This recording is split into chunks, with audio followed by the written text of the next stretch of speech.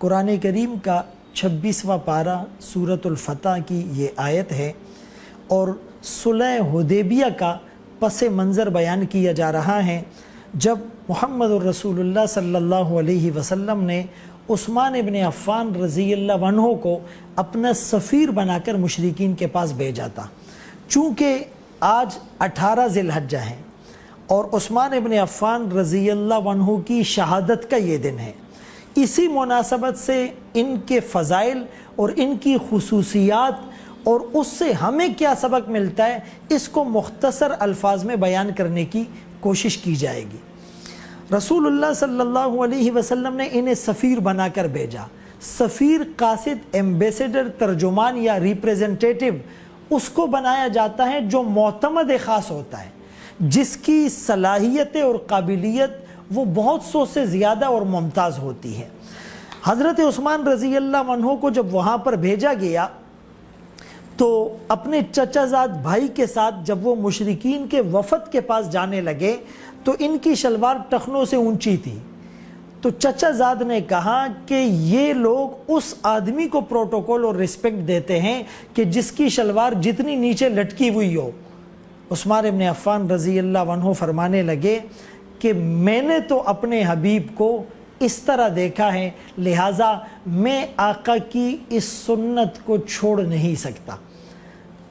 اطلاع یوں آئی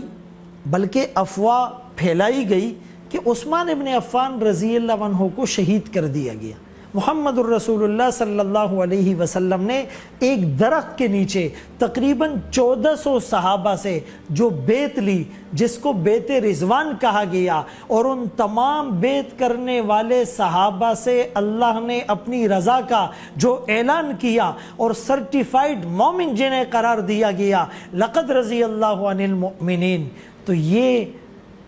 کریڈٹ بھی عثمان ابن عفان رضی اللہ عنہ کو جاتا ہے۔ بلکہ ایک قدم اور آگے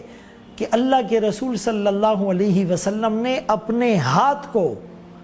عثمان ابن عفان کا ہاتھ قرار دے کر کہا کہ یہ عثمان کی طرف سے بیعت ہو رہی ہے۔ یہ مرتبہ بلند ملا جسے مل گیا، ہر مدعی کے واسطے دار و رسن کہا۔ ذوالنورین کا لقب 1,24,000 کم و بیش صحابہ میں سے جس کے حصے میں آیا ہے وہ عثمان ابن عفان رضی اللہ عنہ۔ آپ نے فرمایا کہ اگر میری 7 بیٹیاں ہوتی یکے بعد دیگرے میں عثمان ابن عفان کے نکاح اور عقد میں دے دیتا، جو اتنا پاکیزہ اور حیا کرنے والا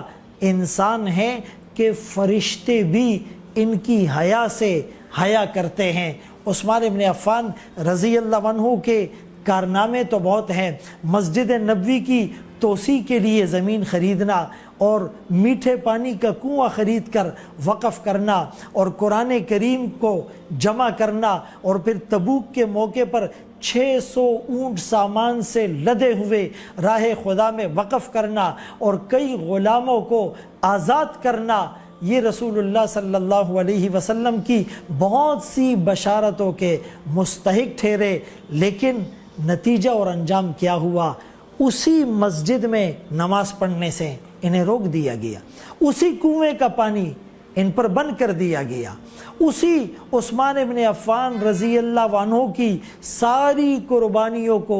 یکسر نظر انداز کر کے ان کے خلاف علم بغاوت بلند کیا گیا، ان کے خلاف مختلف قسم کی سازشیں کی گئی، لیکن فرمانے لگے کہ میں مدینۃ الرسول میں خون ریزی نہیں چاہتا، میں سب برداشت کر لوں گا۔ اور جب انہیں شہید کیا گیا وہ روزے کی حالت میں تھے، وہ قرآن کی تلاوت کر رہے تھے، ان کا خون جس آیت پر گرا فَسَيَكْفِيكَهُمُ اللَّهُ وَهُوَ السَّمِيعُ الْعَلِيمُ، اللہ ان کے لیے کافی ہیں، وہ بہترین سننے والا، وہ بہترین جاننے والا ہے۔ ہم بھی روزے بھی کثرت سے رکھے، نفلی، قرآن کریم کو اپنا اوڑھنا بچھونا بنا لے، حیا کی صفت اپنے اندر پیدا کرے، معاف کرنا اور درگزر کرنا سیکھیے۔ اگر ان چیزوں کو ہم اپنی زندگی میں شامل کر دیں گے تو وہ فضیلتیں، وہ سعادتیں ہمیں بھی